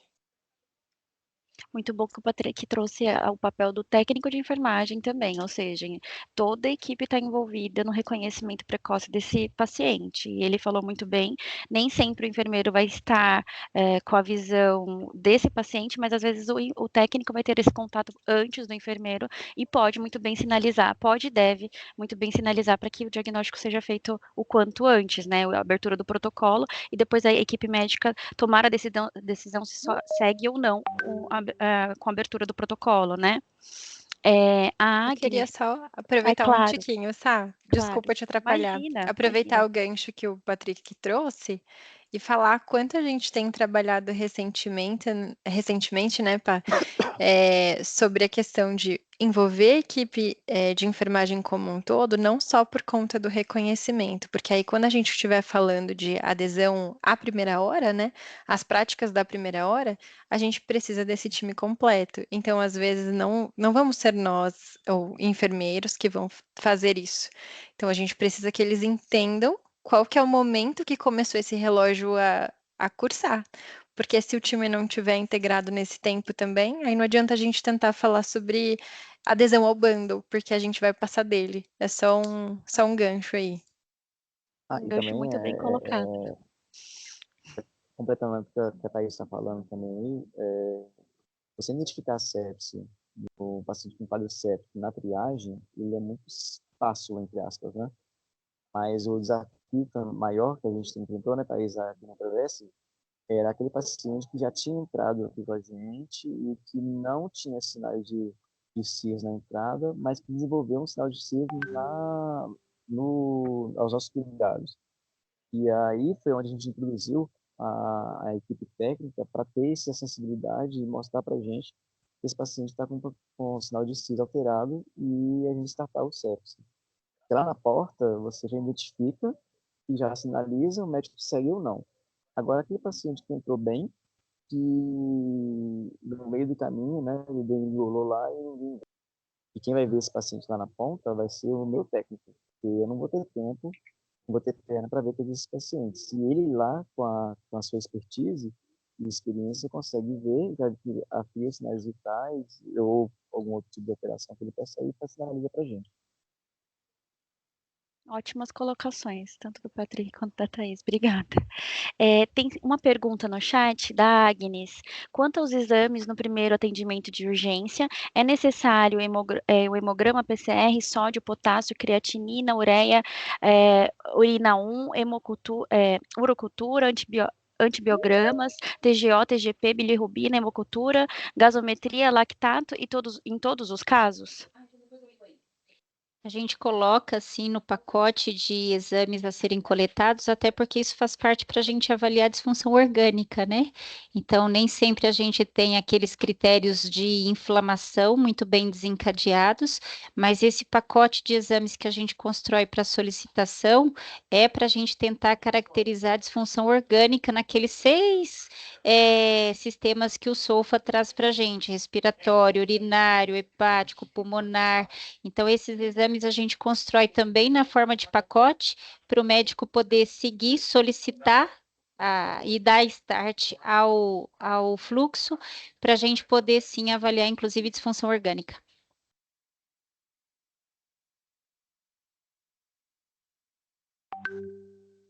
Ricardo, você está com a mão levantada, pode ficar à vontade. Não, tranquilo, é só fazer um comentário. Acho que foi de extrema importância essa apresentação, né? A doutora Juliana, a doutora Camila falaram muito bem. A Thaís e o Patrick sem palavras, né, para dizer em relação aos protocolos gerenciados. Eu só queria fazer uma ponte. Talvez os colegas que estejam assistindo aqui, que são das unidades a qual nós visitamos, a gente acompanha aí no projeto, talvez possam imaginar de que a gente está trazendo uma realidade H-Core, mas na verdade é um pacote de boas práticas utilizado em qualquer tipo de serviço. Eu acho que quando a doutora Camila trouxe a questão de iniciar, né, independente da questão de regulação, como foi trazido aqui, é claro que a UPA ela faz parte, ela é um componente dentro da HAL, dentro da rede, né? A gente precisa da regulação em alguns momentos, mas o tratamento inicial ele pode ser iniciado nesse momento pela UPA, pelo pronto atendimento, até pelo pré-hospitalar móvel, como nós já temos estudos no Brasil de serviços que estão realizando a aplicação de antibiótico terapia dentro do próprio SAMU. Então, a gente sabe que a ideia, né, é acabar com a sepse, independente do tipo de serviço. Então, esses protocolos, os bundles, que inclusive nós estamos levando para vocês durante as visitas, é para que vocês possam utilizar, como a doutora Camila falou, eu reforço novamente, dentro do que vocês têm, dentro do que vocês podem, né? Então, eu acredito que a melhoria, ela acontece dessa forma. Nós tivemos exemplos em relação à síndrome coronariana no triênio passado de instituições, né, como do Rio de Janeiro, por exemplo, que implementaram a questão dos trombolíticos através do projeto. Então, acredito que não ter agora, nesse momento, lactato, não ter algumas considerações que foram faladas aqui, são importantes, mas abre discussão para 3 anos que nós temos aí de projeto pela frente, ou 18 meses de acompanhamento com vocês, e nós temos certeza que isso trará um resultado positivo. Então, só lembrar que vocês, enquanto UPA, são o fortalecimento da rede. Vocês fortalecem a rede, né, a HAL, de acordo com a portaria. Obrigado, pessoal. Obrigada, Ricardo. Tem uma pergunta da Evelyn. Tem uma dúvida. Considerando que a realização do antibiótico, expansão e coleta dos laboratórios serão realizadas na primeira hora, existe alguma recomendação de coletar primeiro a amostra de exame antes de iniciar o antibiótico, considerando que todas as medidas serão realizadas na primeira hora? E aí, eu só vou complementar, porque a Pamela complementou a pergunta dela. Somando a pergunta da Evelyn, se por acaso o antibiótico foi feito primeiro, devemos coletar a hemocultura depois, mesmo assim?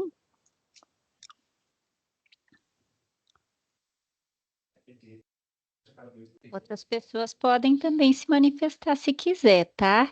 Eu entendi que você fez a somatória das duas, né, Evelyn, Sabrina, para eu responder. Isso. Se eu não tenho a possibilidade de coleta de exames, existe alguma recomendação de coletar a primeira amostra de exame antes de iniciar antibiótico? A recomendação sempre é essa, sem atrasar o tempo de administração do antibiótico. Então, se a gente vai, por algum motivo, atrasar a administração do antibiótico, o antibiótico passa a ser prioridade para a gente em detrimento do exame laboratorial.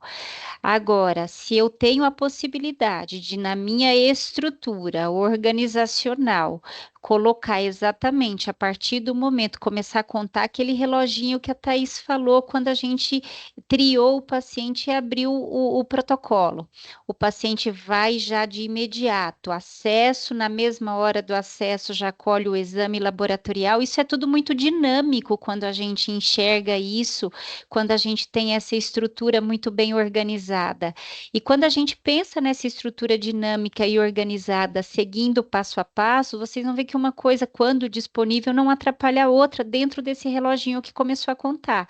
Então, na hora que eu já estou pegando acesso, já é a hora que eu estou colhendo o exame e já tem a prescrição chegando com o kit de antibiótico para aquele foco que é recomendado, já sendo preparado para a administração. Então, se for atrasar, por algum motivo, a prioridade é a administração do antibiótico.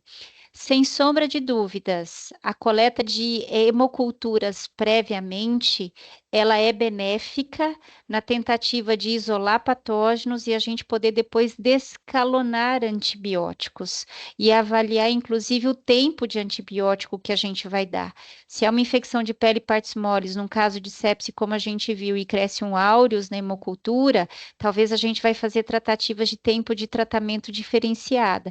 Então, sempre é benéfico se eu puder oferecer para o meu paciente uma hemocultura na tentativa de isolamento do patógeno para a gente discutir, inclusive, descalonamento, até porque a gente fala em antibiótico de amplo espectro na primeira hora. E depois, se eu conseguir uma bactéria multissensível isolada, eu vou poder tratar com redução desse espectro, diminuindo evento adverso e resistência bacteriana.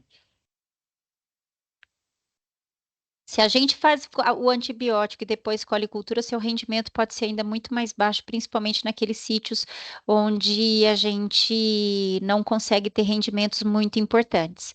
Então, você sabe que se você administrar antes, você vai ter, sim, prejuízo no rendimento da hemocultura.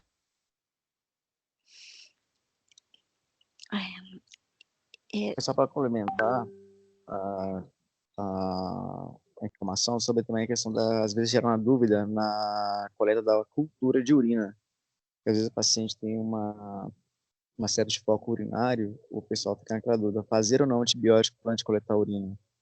A gente pode fazer o antibiótico e coletar essa urina posteriormente, até mesmo pensando que o paciente pode estar desidratado, então o tempo, a hora ouro lá, ela sobressai. Então, você pode fazer antibiótico e coletar a urocultura após.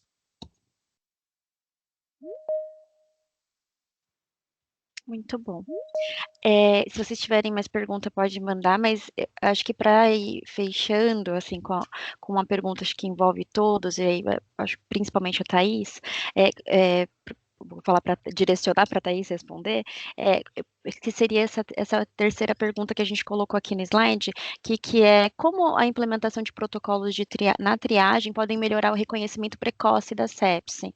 Então, qual a importância de ter protocolos, né? Porque a gente fala muito com as unidades de fazer um protocolo e fazer um fluxograma, mas por que fazer o protocolo? Qual a importância, né, dele para melhorar o reconhecimento precoce?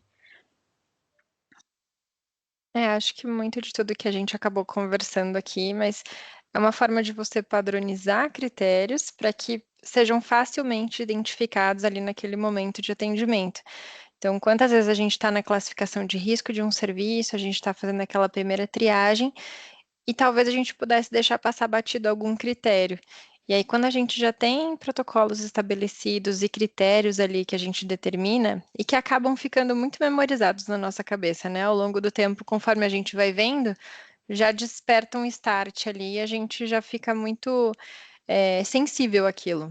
E aí a gente percebe isso, e aqui institucionalmente a gente teve, né, essa oportunidade de ver isso realmente acontecendo, melhorando a sensibilidade dos critérios, a gente conseguiu colocar mais pacientes, e aí quando a gente percebe isso, a gente consegue observar lindamente, assim, relação letalidade, indicadores de resultado e de equilíbrio que trazem para a gente melhores evidências, assim como todos esses estudos que a doutora Juliana trouxe para a gente, mostrando que são uma oportunidade para a gente encontrar esse paciente previamente e não esperar que, de fato, ele apresente uma disfunção orgânica ou algum tipo de disfunção mais importante, e que ele já evolua ali daquele cenário onde ele já não tem mais uma disfunção, sem uma infecção, sem uma disfunção estabelecida, e a gente consegue recuperar o quadro clínico desse paciente mais previamente.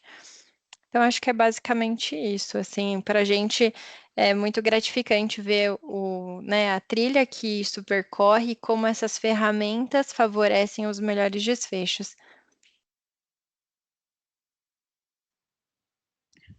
Muito bom. Tem outra pergunta aqui da Raíssa. Como pensar em protocolo de sepse com um elenco restrito de antibiótico?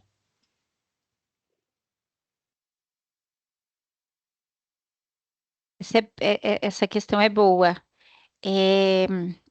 Quando a gente pensa em criar protocolo sepse, dentro de um desses pilares, ao meu ver hoje, que ajuda bastante a equipe, é você definir qual antibiótico que você vai usar para cada sítio. Então, com certeza, você tem antibióticos que têm excelente penetração em foco urinário, pele, partes moles, abdômen e respiratório. E aí cabe a uma equipe multidisciplinar também em conjunto promover a construção desse protocolo com os disponíveis que você tem. Então, a gente consegue sim, baseado nos agentes mais prevalentes, com os antibióticos que a gente tem. Dentro desse rol, se for limitado, qual é o antibiótico que penetra bem num foco pulmonar para as bactérias que a gente sabe que são relevantes nos processos infecciosos pulmonares? Você pode deixar aquele para aquele foco em específico. Então, é trazer alguém para a construção desse protocolo com ferramentas que a gente já sabe de conhecimento de patógenos que são específicos para cada sítio, conhecimento de PKPD, qual antibiótico penetra muito bem em determinados sítios, e a gente constrói esses protocolos de acordo com a disponibilidade do serviço, com o poder de penetração em cada sítio em específico. Muito bom, eu só acho que eu vou complementar, pensando que a gente está com a equipe multidisciplinar das unidades de pronto atendimento e UPAs, então o que a doutora Juliana falou de pensar nas alternativas que tem dentro da realidade de vocês, é muito por isso também que a gente sempre, quando vai fazer visita presencial, pede muito a presença do farmacêutico também, que ele é um aliado para a equipe, tanto para a equipe médica quanto para a equipe de enfermagem, né, para a equipe multi como um todo. Então, na hora de fazer discussão da construção do protocolo, envolver esses profissionais que também têm uma expertise que pode ser compartilhada conosco, né? Do que é disponível, do que é possível conseguir, do que é possível, que tem mais na rede, enfim. Então, envolver os farmacêuticos nas discussões, né? Se tiver farmacêutico aí também quiser aproveitar para fazer a pergunta, fiquem à vontade. Tem o doutor José Elias, está com a mão levantada. Se você quiser, pode ficar à vontade, José. Boa tarde a todos, tudo bem? Primeiro eu gostaria de agradecer os esclarecimentos. A Fernanda pediu para a gente fazer um relato da unidade onde eu trabalho.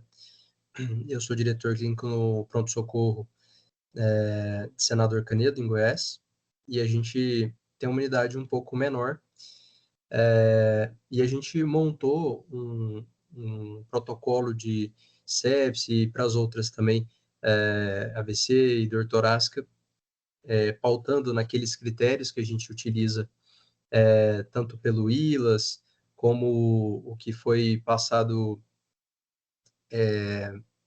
por vocês através daqueles indicadores no REDCap, e a gente montou uma ficha mesmo, e ela pediu até para dar essa sugestão para as unidades, para esse controle de tempo, montar uma ficha padrão com o horário de chegada do paciente, com o horário que foi aberto o protocolo, a partir da identificação dos critérios, né, de CIRS ou de disfunção orgânica clínico, as reavaliações, o horário que foi coletado o lactato. Então, a gente fez basicamente um script mesmo, né, desse atendimento.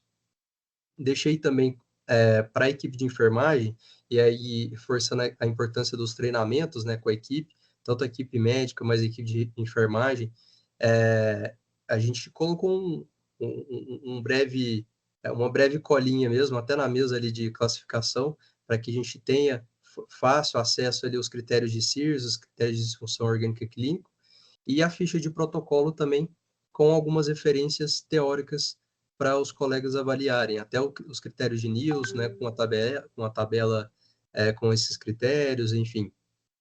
Isso mais para um paciente que a gente vai evoluindo ao longo dos dias, né, na unidade, às vezes tem alguma disfunção também associada aos critérios de NIOS que a gente vai percebendo, né, no paciente internado.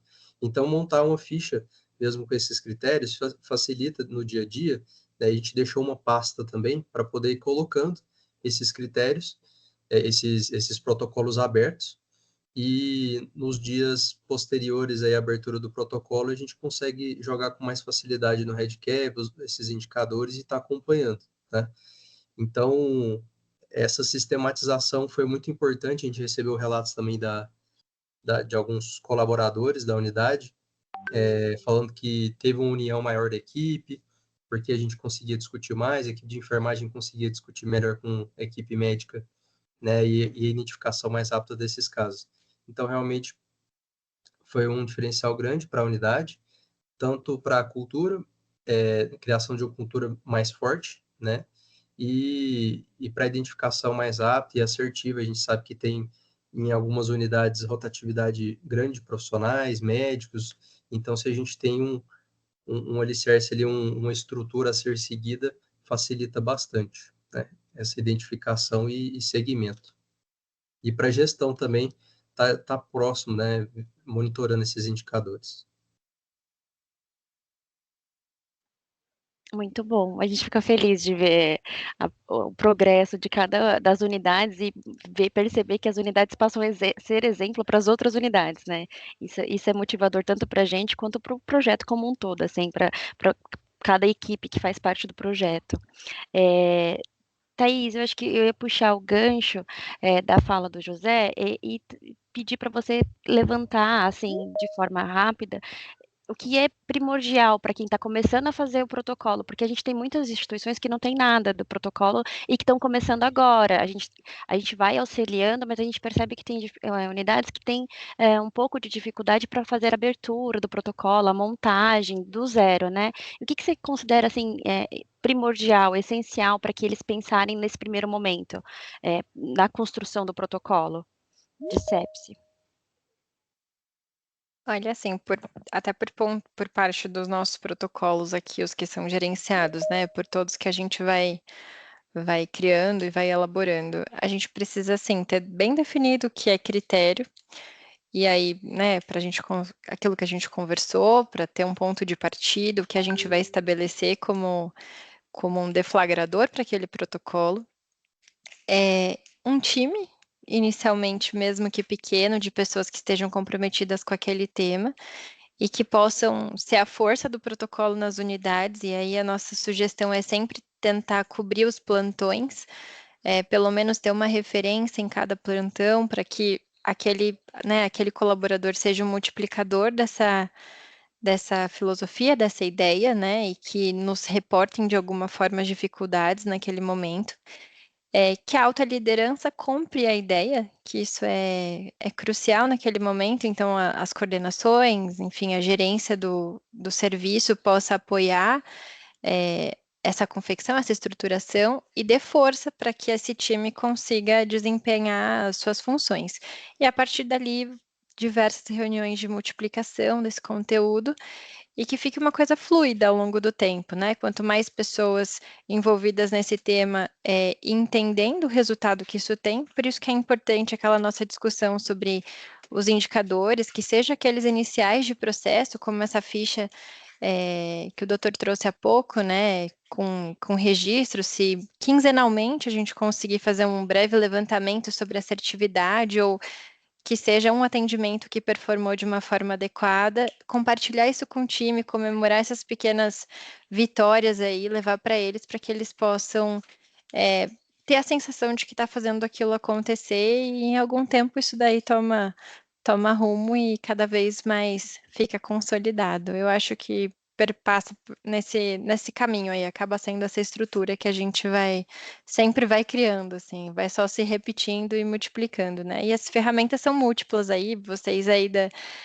do projeto têm inúmeras ideias aí, né, como ferramenta para ir acompanhando os projetos, mas eu acho que é isso que traz vitalidade e energia para as equipes. Obrigada, Thaís. A Evelyn mandou aqui, retificando, poderiam sugerir algum outro antibiótico para incluir, além da ceftriaxona, considerando recursos escassos e dificuldades em licitações? Teriam alguma sugestão? Vou sugerir quem prescreve muito antibiótico, tá? Pensando em PKPD e drogas que são bactericidas, por exemplo, você ter no seu cenário o Rocefin, uma cefalosporina de terceira geração que vai tratar muito bem as suas infecções pulmonares, ter aminoglicosídeo seria importante para as infecções do trato urinário, e para as infecções de pele e partes moles, pelo menos uma clindamicina também nos cenários mais graves seria interessante. Então, com uma cefalosporina de terceira, Rocefin, clindamicina, aminoglicosídeo, a gente pode fazer e construir um cenário bastante diversificado de todas essas opções e sítios de infecções que a gente pode tratar. Lembrar que você tem que ter antibióticos alternativos para quem tem alergia às classes que são recomendadas também. Então, ter outra classe, como, por exemplo, uma quinolona, sendo não ela a primeira opção para protocolo, isso é muito específico, isso depende muito da situação onde você está. Mas aminoglicosídeo, clindamicina, cefalosporina de terceira geração e alguma outra classe que você possa usar na vigência de alergia seria bastante suficiente. A gente não recomenda a administração de antibiótico oral na sepse, tem que ser endovenoso. Então, pensando em protocolo sepse, para a gente poder atingir a concentração tecidual no local da infecção o mais rápido possível, a gente procura sempre antibióticos endovenosos nessa situação, tá? A doutora Juliana já respondeu, então, a pergunta do enfermeiro Fábio, que ele pergunta da clindamicina via oral, né? Então, no contexto de protocolo sepse, não seria o mais indicado. E tem aqui, acho que só para complementar, a Raíssa fala das bactérias multiresistentes, né? Então, ela fala, quando eu falo do elenco restrito, inclusive pelo uso indiscriminado de antimicrobianos, temos cada vez mais o aparecimento de bactérias multiresistentes. Como melhorar isso nas UPAs? Eu acho que isso é uma outra discussão, mas que acaba fazendo parte da nossa também, até porque a gente já traz esse conceito de resistência bacteriana na construção de protocolo sepse, né? Sempre tem aquela pergunta, como eu finalizei ali no finalzinho: o paciente tem fator de risco para bactérias multiresistentes? Teve exposição a antibiótico nos últimos 3 meses, internação hospitalar, identificação prévia, isso acaba sendo também uma preocupação. Mas como que a gente pode minimizar isso? Primeiro, fatores de risco sendo avaliados, perguntando principalmente exposição prévia e internação em ambiente hospitalar nos últimos 3 meses, isso é extremamente relevante para a gente identificar fator de risco. E como eu acabei citando bem rapidamente, o antibiótico hoje, na sua prescrição, você já tem um plano terapêutico para tentar minimizar essa resistência, tratar pelo menor tempo possível. Então, já faz parte da contextualização da sepse, o plano terapêutico oferecer antibiótico. Não sei se vocês conseguiram, pela dinâmica, talvez não. No nosso protocolo que eu trouxe um modelo, um exemplo, a gente traz inclusive o tempo de tratamento. Então, é uma pneumonia da comunidade, 5 dias a gente já avalia a suspensão, que isso ajuda muito nesse contexto de diminuir essa pressão de resistência e diminuir essas cepas de bactérias multiresistentes.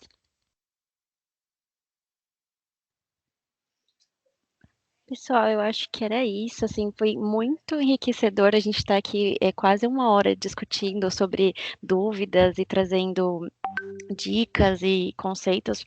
Eu queria muito agradecer o tempo de vocês, agradecer o tempo da Thaís, da doutora Juliana, do Patrick, por nos enriquecer com o conhecimento deles, com a experiência deles, e agradecer a todas as equipes que estão com a gente aqui quase 2 horas nessa discussão nessa jornada sobre a sepse, e falar que a gente se mantém aqui à disposição de vocês para maiores dúvidas. A gente vai finalizando a reunião, mas estamos abertos e vamos continuar até o final do nosso projeto. Para maiores dúvidas e à disposição do que vocês precisarem. E muito obrigada, doutora Juliana, Thaís, Patrick, pelo tempo de vocês, pela disponibilidade.